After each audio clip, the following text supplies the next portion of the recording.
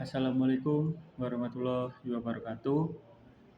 Di sini saya Prayudha Dilaksana dari kelas N1G absen 17 akan mempresentasikan hasil dari PowerPoint yang telah saya buat yang berjudul Generative Artificial Intelligence dalam mendukung pembelajaran mahasiswa. Jadi, yang pertama saya akan menjelaskan tentang pengertian Gen AI atau Generative Artificial Intelligence. Adalah jenis kecerdasan buatan yang mampu menghasilkan konten baru secara otomatis seperti teks, gambar, audio, video, atau kode program. Dengan cara mempelajari pola dari data dalam jumlah besar dan kemudian menciptakan keluaran yang menyerupai karya manusia tanpa menyalin langsung data aslinya. Jadi dapat kita pahami Gen AI sangat banyak manfaatnya bagi generasi sekarang yang terutama mahasiswa dan sangat berperan penting dalam akademik. Selanjutnya adalah peran Gen AI dalam pembelajaran mahasiswa. Gen AI berperan sebagai asisten belajar digital yang mampu membantu mahasiswa memahami materi perkuliahan, terutama materi yang sulit atau kompleks. Gen AI memungkinkan mahasiswa belajar secara mandiri, mengulang penjelasan sesuai kebutuhan, serta membantu merangkum materi dan menyusun catatan sehingga pembelajaran lebih efektif dan terarah. Jadi peran Gen AI ini sangatlah kompleks dikarenakan banyak sekali manfaat dari Gen AI tersebut.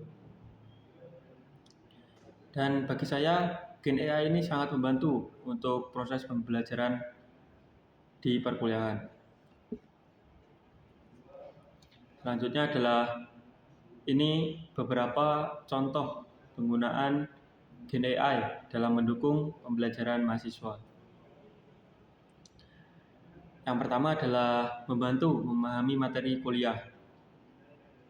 Mahasiswa dapat menggunakan Gen AI untuk meminta penjelasan materi yang sulit dengan bahasa yang lebih sederhana dan sertai contoh.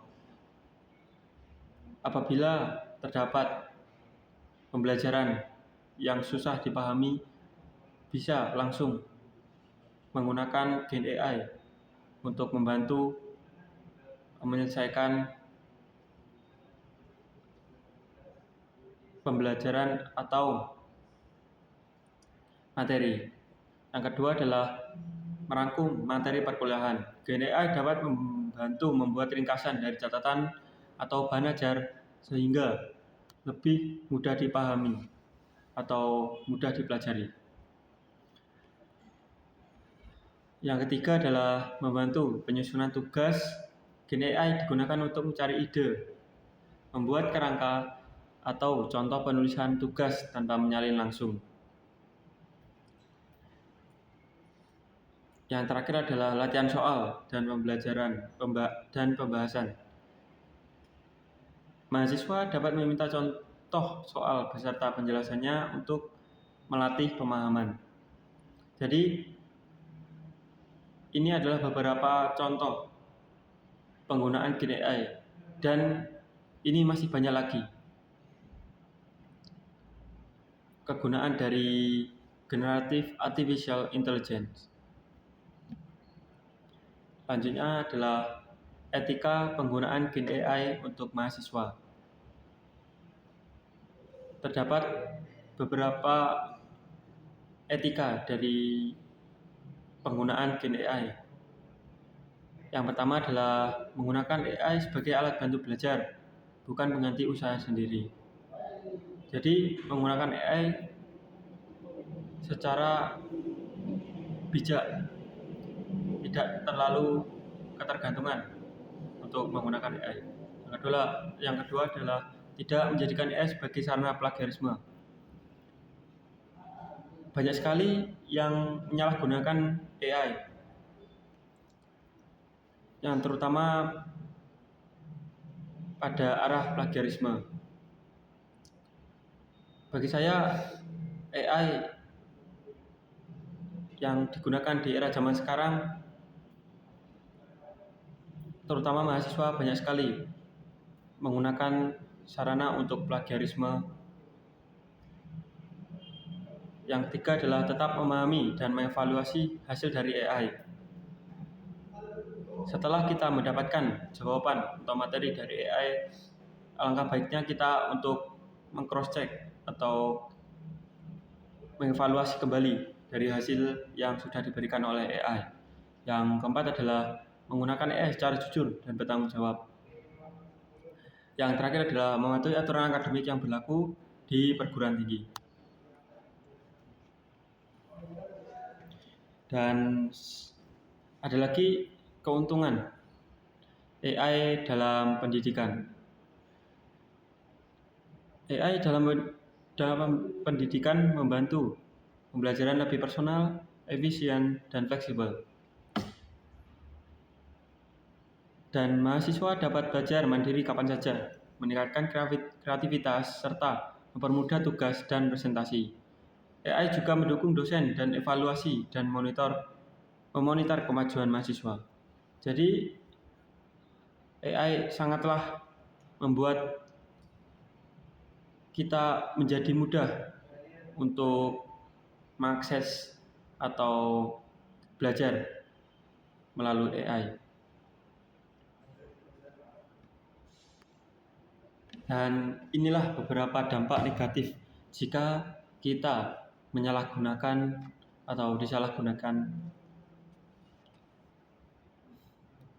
dalam menggunakan AI. Yang pertama adalah menurunnya kemampuan berpikir kritis.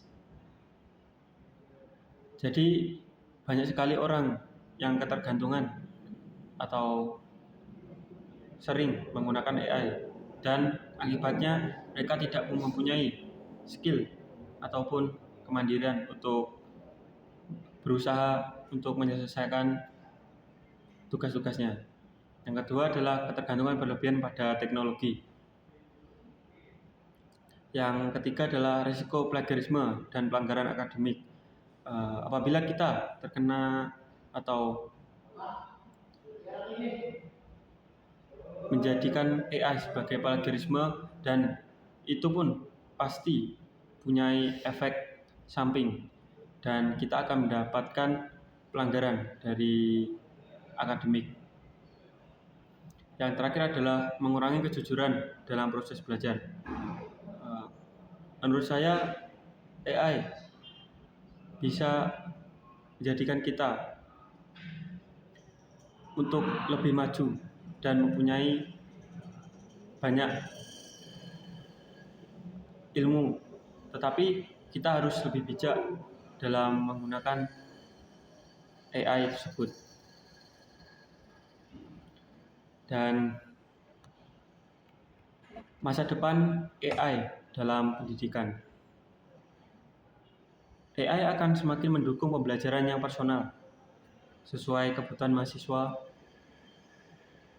Yang kedua adalah proses menjadi lebih fleksibel dan interaktif. Jadi kita tidak membutuhkan banyak waktu dalam belajar.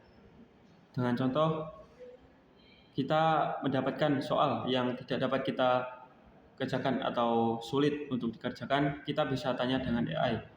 Dan itu tidak membutuhkan waktu lama. Kita akan mendapatkan semua jawaban dari soal-soal tersebut. Yang ketiga adalah AI membantu dosen dan mahasiswa meningkatkan efektivitas dan efisiensi pembelajaran.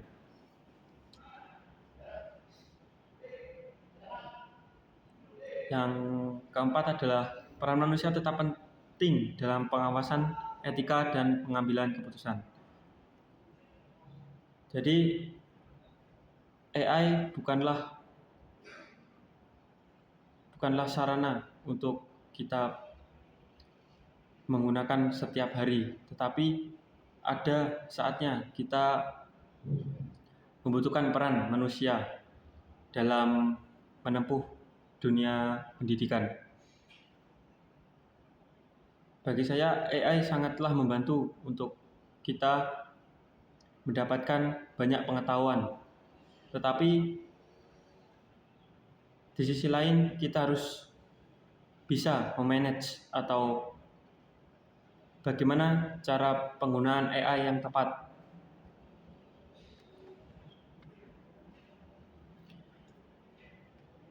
Itu saja yang bisa saya sampaikan. Kalau ada kurang lebihnya saya mohon maaf. Wabillahi taufiq wal hidayah. Wassalamualaikum warahmatullahi wabarakatuh.